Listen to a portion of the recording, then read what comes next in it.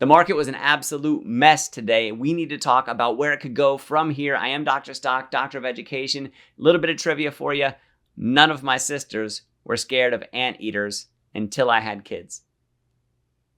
All right, the market closed down today. SQQQ, day trade, 50% profit. Awesome. Had a short hedge out position, SQQQ, from yesterday. Closed that one out at 55% profit. It was a good day today. With those options, if you want to see my buys and sells, there's a link down in the description for the Patreon. Click that, sign up, hop on over to the Discord, and you guys can check those out.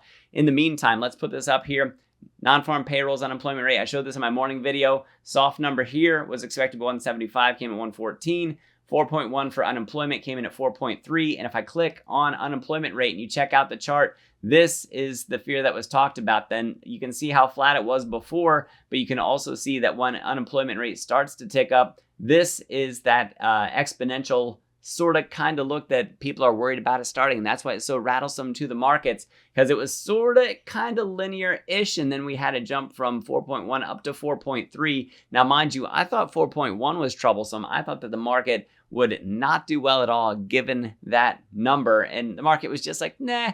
Then 4.3 came in today, jumped over 4.2, so that's our first nonlinear move. Too big of a move to be linear because it wasn't 0.1 every time. Now it was a 0.2, pushing us up higher. So this is something, the unemployment rate is something that will jump non-linearly. It will jump exponentially, that it'll get steeper and steeper until something's done about it, possibly forcing the Fed's hand. And so that's why when you look at the CME Fed Watch tool here, if I go back to September, rather than expecting a 25 basis point cut, this 29.5 right here, this tiny little stubby bar that we have was 78%. Now it's down to a 30% chance of 25 basis point cut for September. Now getting a 50 basis point cut, that jumped up from 22% up to 70.5%. That's huge to see that. And that's something the bond market is pricing in now, 25 basis point cuts just by the next meeting. So that 50 basis point cut. And if we go out to November, happening the day after the election takes place, just yesterday, 75% chance over here on this bar. Now that dropped all the way down to 10% chance that we're 4.75 to 5% for the federal funds rate. And then this one, 0% chance that we were down here. Now it's almost 50% chance to being all the way down 1 full percentage point lower by the time that we get to November for the federal funds rate. So that'd be 1 full percentage cut. That's 100 basis points down when that wasn't even on the table at any point in time, really, in the past month, week, day, you name it. Now, thanks to what we saw with unemployment and soft non-farm payroll numbers, that has very significantly climbed. This percentage rate doubled from 21 up to 43.5, so more than doubled.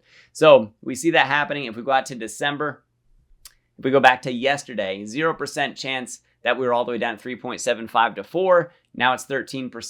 2.6% chance right here that we're at 4 to 4.25. Now that's 45% chance. So nearly no likelihood as of yesterday to pretty much half a likelihood that now we're all the way down 1.25 basis points lower by December than where we find ourselves right now. So really significant numbers that we put out this morning. And that's what I'm saying about that dropping that we could possibly see in the markets. And then we ended up seeing in the markets today. I said, this is not good for us. And well, it certainly didn't go too well. We could still have bounces that happen. It could happen Monday. It could happen next week. Let's bring up the charts, talk about the technicals, about what we're seeing on there. So nice, quick, easy for you. Here we go. We're going to put this up. The U.S. 10-year Treasury yield down below 4%. I said below 4%, which yesterday we were just right about 4% when we closed this thing, 3.978. Today, ripping down even lower. And you can see from the consolidation pattern, fell through, bumped our head, sold off. So wonderful technicals for the 10-year Treasury yield related to the U.S. 20-year Treasury yield, which is also dropping. And very similar chart, by the way. And you can see I've been tracking that, talking about it. I had a TMF option on this one, printed beautifully for 45%. Had I held on one more day, just one more day, I didn't want to risk the non-farm payrolls and unemployment rate. So I took bird in hand, took my cash yesterday. Today, that would have doubled. So anybody who was following along with me, who wanted that extra day of risk in there, I mean, they benefited beautifully from that. Like I said, those buys and sells, see them at the Discord. Check out the link for the Patreon in the description.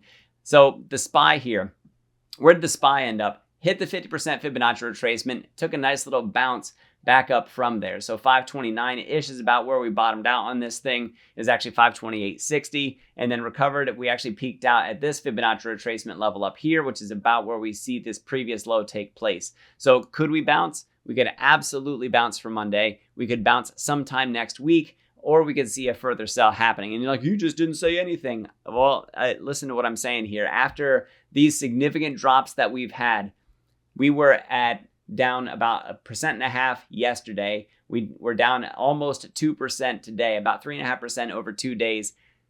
That's a lot of selling. Even with the negative news, that's a lot of downward motion. We could most definitely have that bounce. Maybe it's to 538. Maybe it's to 542 up here where we have the 50s. If we hit 542, if we hit the 50-day moving averages, that would be a time where we're checking out, okay, are we going to hit our heads on this thing and get rejected? Because if so, we could fall a lot harder. Or are we going to go back up above those? Are we going to break through that resistance and then retest even higher from that? If we do, it'd be up to 548 would be that next retest that we have. So that's what we need to watch for. If we get that bounce, that brings the 50 days into like laser focus is what you want to be watching for on these charts. Price targets to the downside. So even if we do bounce, if we're down below those 50s, 520 down to 500, possibly down where we had this previous pivot low all the way back April 19th, which is down about 493. So at that point in time, that could be a significant time where we start to see a turnaround in the markets. And now, mind you, these price targets, they last at this point in time between now and the election that's coming up. So sometime between now and the beginning of November, we could see this further drop in the markets. It's possible that it's out there.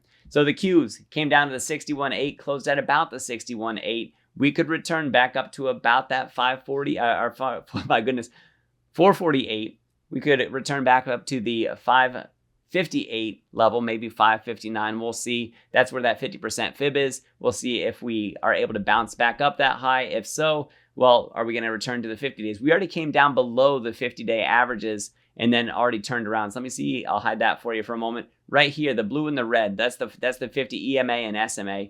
So we already broke down through them. We retested, got rejected. Look at the sell yesterday when we got rejected, plus a further sell today. That's other confirmation, not just the news that we got this morning, but the news certainly helped those technicals to play out as well. They were in confluence with one another. We got that sell. The 200 is not as far down from there. The 200 for this is right at about 430. So if I put up my drawings again for my technicals on here, 431-ish. That's right in between what we have for this blue Fibonacci level and what we have for the 200. Now, mind you, if we lose the 61.8, it's pretty solid that we're coming down to the 200. We'll just blast right through that light blue there. The pivot lows of about 411 on this one. So those are the price targets between now and the election. If we're able to retake the 50 days on this somehow, we have the 20-day just above that. We need to be watchful for it. If the 20 crosses the 50, that is something that can also be a bearish sign for us. We're above the 200. Listen to me. I'll put myself up on screen here.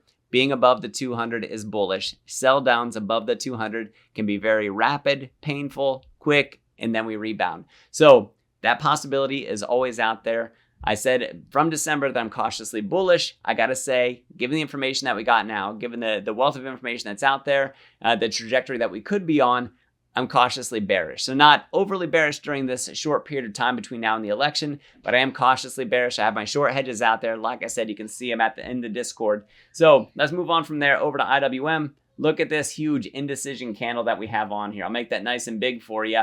The bulls and the bears were smashing each other today, clawing at each other's faces. The bull ramming its horns into the bear. You name it. Teeth, claws, horns. I don't even know. Probably flinging poo at each other. Maybe. I don't know. But look at these long top and bottom wicks, nearly symmetric in between the 50 EMA and SMA. Nice narrow body, spinning top candle. That's indecision, which means we need the next candle to tell us about direction. Now, if you're overly bearish on this thing, then you probably shorted it today because we're up above the 200. These are small caps, and we got a signal today that using the SOM rule that we could possibly be in a recessionary environment now. Small caps not doing well for that, which means there could be much further sell from here. So if we do bounce, we can go back up to about 213-ish, which is where you see this line up here, maybe even up to about 215. Then we got to find out if we're going to get rejected or not. However, to the downside of this thing, if I can reset the view here for you, There we go. If we do happen to tumble instead, we break down below the 50-day. We got 195 and 187 to be looking for. That yellow is the 200-day. Watch for that. That's about 197 for us. Now, these green and bluish lines that you see where the price targets are, those are the 50 and the 61.8% Fibonacci retracement levels. So be on the lookout for those things. If things get real crazy on this, if they break down below the 187, man, that's a horrible free fall down below 187 down to about 176. So just be on the lookout for that. Watch for the upside on this one. Watch for that bounce to 213. It could happen. Like I said, indecision. So if the technicals are saying indecisive, then I can't give you that clear picture. I can tell you it's not looking so great in the near term.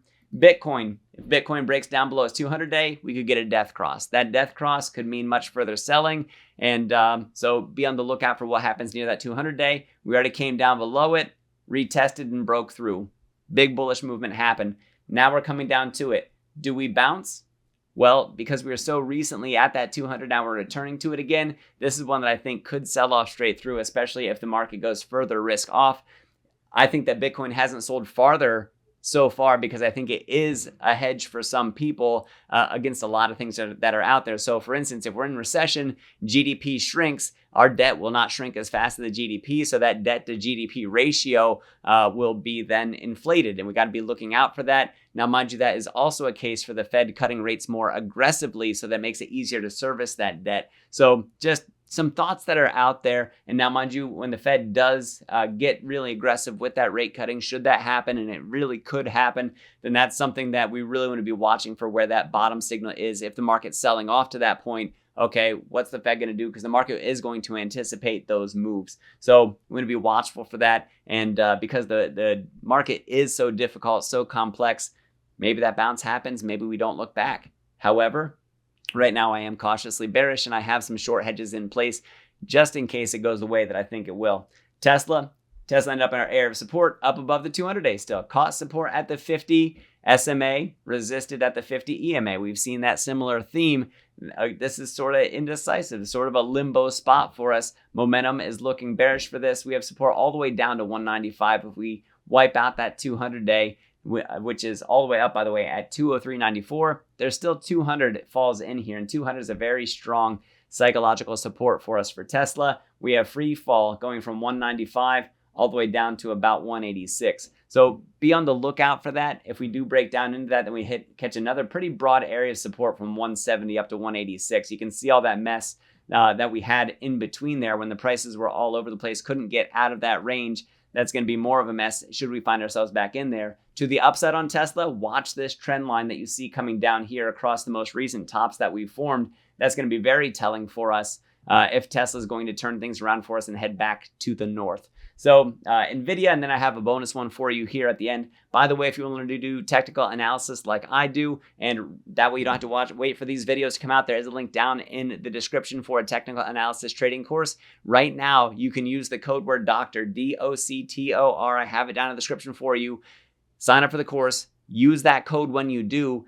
Massive discounts with that coupon code that's down there for you. And especially in this time when the market's so painful, who doesn't like cheap things, right? So high quality course, easily digestible pieces, includes the bread recipe, how to set up the bread recipe, how to trade with the bread recipe. I have a chapter in there on options as well. It is so easy to follow and so very, very useful and successful of a model, the bread recipe that is.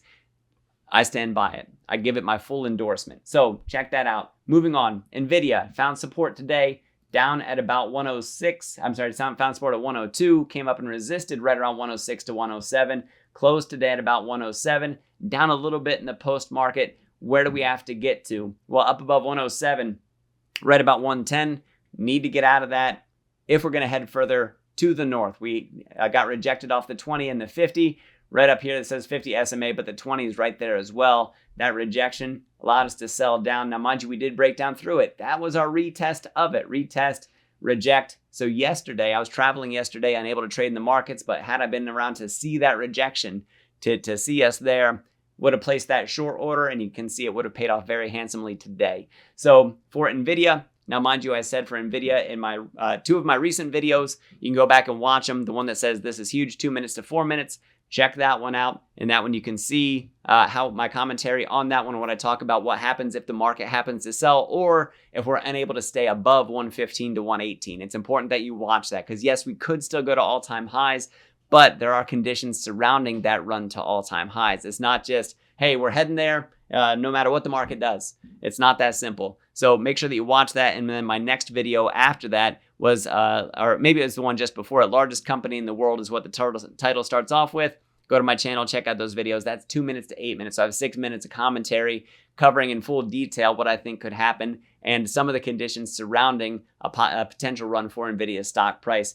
Being down near 100, we are significantly de-risked from where we're at up by 140. We do still have a gap to fill from 95 to 102. So make sure that you pay attention to this. Yeah, we found support here. We don't know what the market's going to do. If the market keeps on pulling down, it's going to be gravity on Nvidia stock. And then it's up to Nvidia. Nvidia can either fight gravity and it can try to go higher, or it can go with that gravity. Nice thing is, it is a rock star of a company. I remain bullish on Nvidia overall. I remain a long-term investor. I have not sold any of my long positions, just the short hedges that I have out there. And I have a few other short hedges that are still outstanding. So for this one, if we fill that gap down to 95, that could be a spot for a really good bounce or a turnaround. We're going to have to watch and see. If 95 fails, well, we still have 90 in our way. And then we still have some other supports that you can see in here. If we go back through some of the historical levels, 85, getting down to the 200-day, there must be a lot of pain that would be out there. Must be a lot of doubt. But if we get down to that 200-day on a company like Nvidia, if the market's turning around, Nvidia's down near that level, holy cow, like to me, that's massive. Not financial advice. These are all my thoughts. This is all for education. None of it's financial advice. But getting down near that 200-day, I think we would rip. I think it would be incredible as a buying opportunity to see Nvidia push that far down into the 2-figure range. So the bonus that I have for you, by the way, CrowdStrike. CrowdStrike, is it getting close to turnaround? It's at the 61.8 Fibonacci level. It bounced off it today for support. It's in a descending wedge pattern. This is one that could send us back up significantly, back up towards that 245 to 250 mark. Closed today at about 217. So if the market bounces, CrowdStrike sold off a ton. Like, is it overdone at this point? Oftentimes our emotions pull down the stocks like that far too much. And then when they bounce, it's usually a pretty good, pretty considerable bounce. So it might not go back to where it was. However, it could bounce significantly but here before it starts to take its next leg down.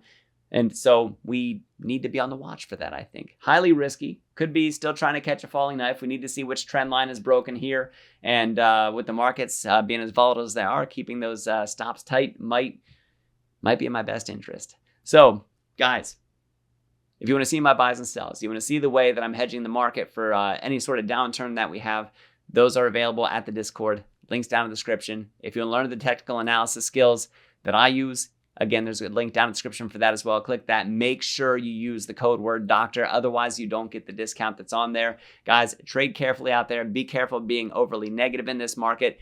Protect yourselves. Prepare yourselves. That's the best that I got for you. I am Dr. Stock, Doctor of Education. Remember, my friends, that learning is earning, and we'll see you in the next video.